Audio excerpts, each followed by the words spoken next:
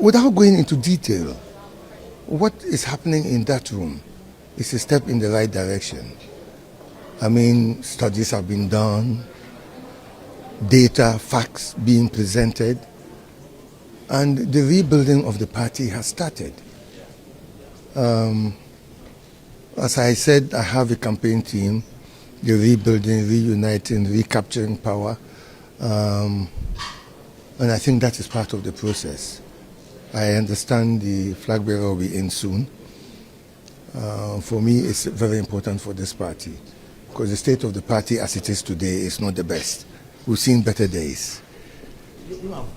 Yourself been engaged in reconciliatory tours, visiting the bigwigs of the party. How crucial is that as well? Those engagements, reconnecting with the rank and file of the party ahead of the crucial internal elections. Well, you see, to reunite the party or even any organization, it's not an overnight thing. It's not like a light switch you can flick off and on. You need to engage. And of course, as you said, I did. I engaged. I obviously saw the flag bearer. I saw former President Akufo-Addo.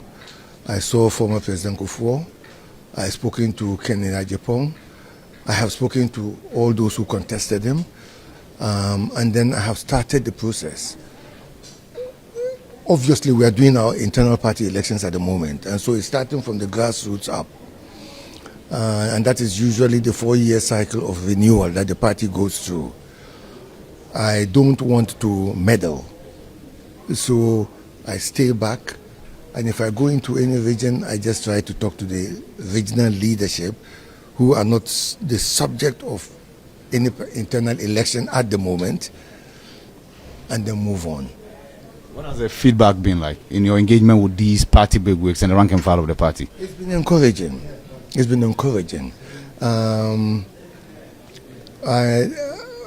It has also focused my mind because people talk to you and they raise issues.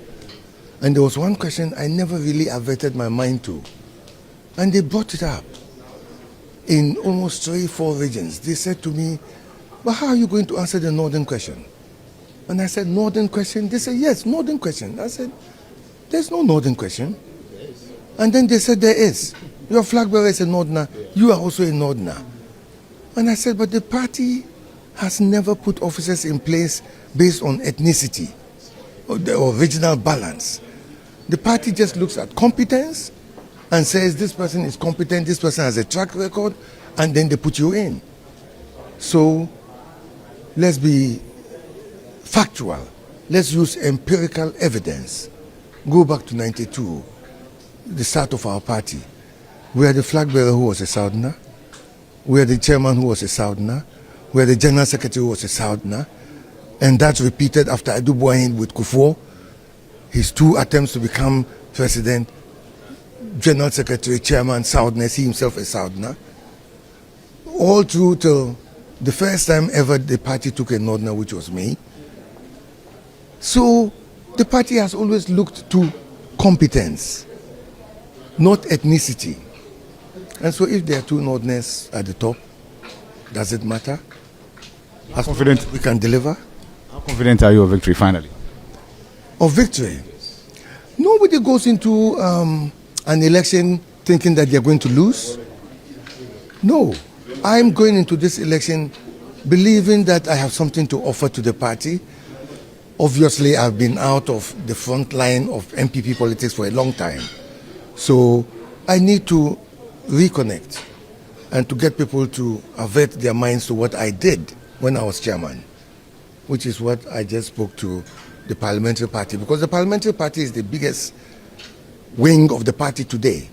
Whenever we are in opposition, the parliamentary party is so relevant to the party itself. So that's what I was doing. I tried to avert their minds and remind them that when I was chairman, we ended up with 169 seats.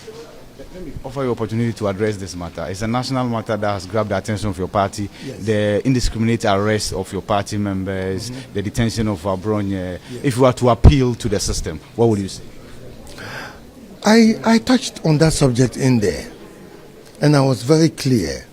You see, Nobody is above criticism.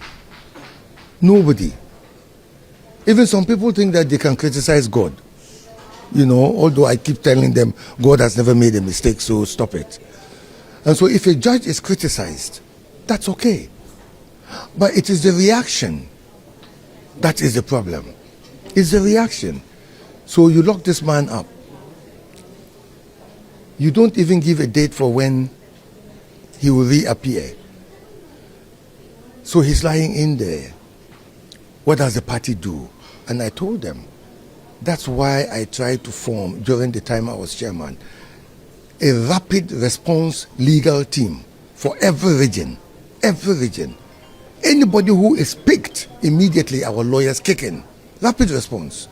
So by the time he is even called to stand before a judge, the legal team has already formed their strategy for battle, and they go into the court. And if you are putting somebody into custody without giving them a date to reappear, there are legal steps that the legal team will immediately execute. And for me, that is the way I will do things. That is the way I see us winning.